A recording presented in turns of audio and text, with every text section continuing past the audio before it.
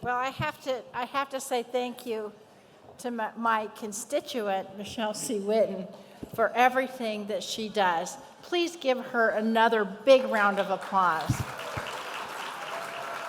She's amazing. And her dad, who I got to sit next to, John, tonight, he is an extraordinary force in our community. Also, David Egan, a past Quincy Jones awardee, author, public speaker, and on many NIH committees. I want to thank Sophia for being the reason, along with all her friends and colleagues who are here. And I want to thank my buddy, Richard Hudson. I'll talk about him in a minute. I want to thank Congresswoman DeLauro, who I know is here. Rosa, can you stand wherever you are? Give her some applause, and I'll tell you why. Rosa's the ranking Democrat on the Appropriations Committee. And Rosa's the person who's going to get us all the money that we need for these programs. So, yeah, okay, even more applause.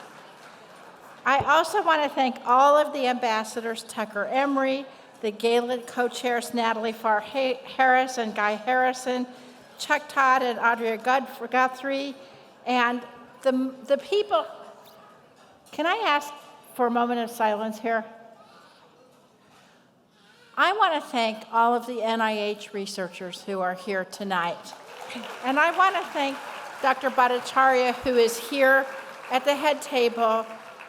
We are so happy that you are there now, Doctor, because we need some guidance at the helm. And as you heard from my colleagues, there is bipartisan, bicameral commitment to a full NIH budget this year and in the future.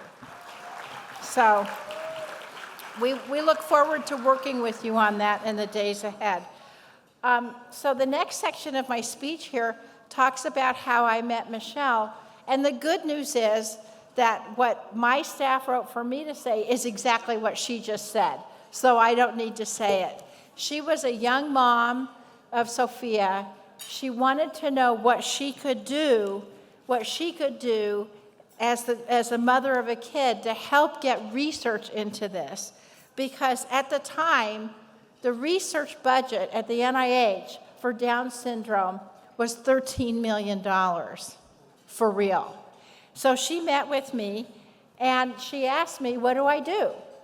And I, at that time, was the head of the Diabetes Caucus. Like Michelle, I'm the mom of a kid of a disease who needs the research. My daughter Francesca was diagnosed with type 1 diabetes when she was only 4 years old, and I was a second-term member of Congress. So Michelle's right. I gave her a list of 10 things to do.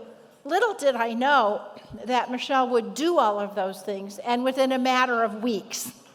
So that led, of course, to the creation of the Global Down Syndrome Caucus. And she met with Kathy McMorris Rogers, she met with Pete Sessions and Patrick Kennedy, and boom, here we are tonight. And so here's what I have to say to you. Never underestimate the power of moms, okay? It'll be at your peril.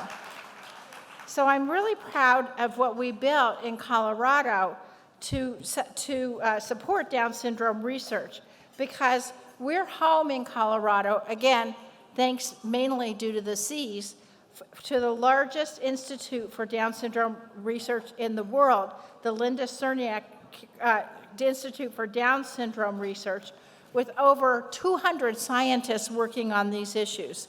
We also have the largest pediatric medical center for Down syndrome in the US and the second largest in the world, the Anna and John J.C. Center for Down Syndrome at Children's Hospital, Colorado, with over 2,500 patients from 33 states and 10 countries. And that's in addition to the Global Adult Down Syndrome Medical Center at the Denver Health and Global Inclusive Program at Regis University.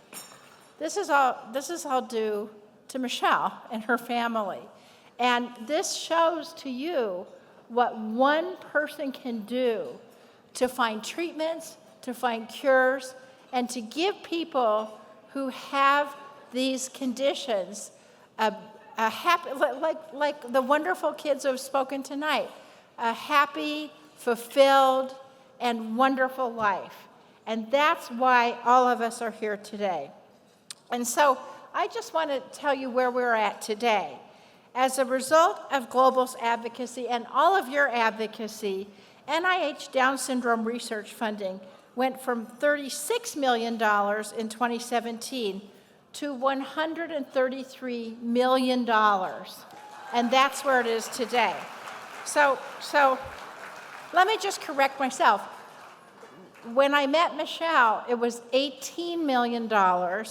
Now it's $133 million across the institutes. And that's only possible because of all of your advocacy. And so I really want to thank you, because we are coming up with new and exciting discoveries every single day. So that leads me to the DeAndre Dixon Include Project Act.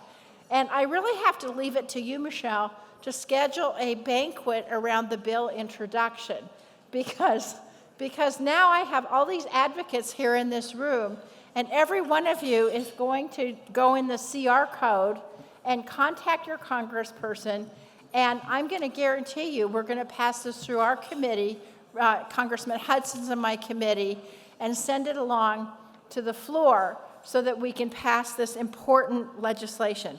The bill passed the last Congress unanimously. Can I say that again? The bill passed the last Congress unanimously. And you can imagine what Congress is like right now. And so I know that Richard Hudson and I and all of you together can get this passed.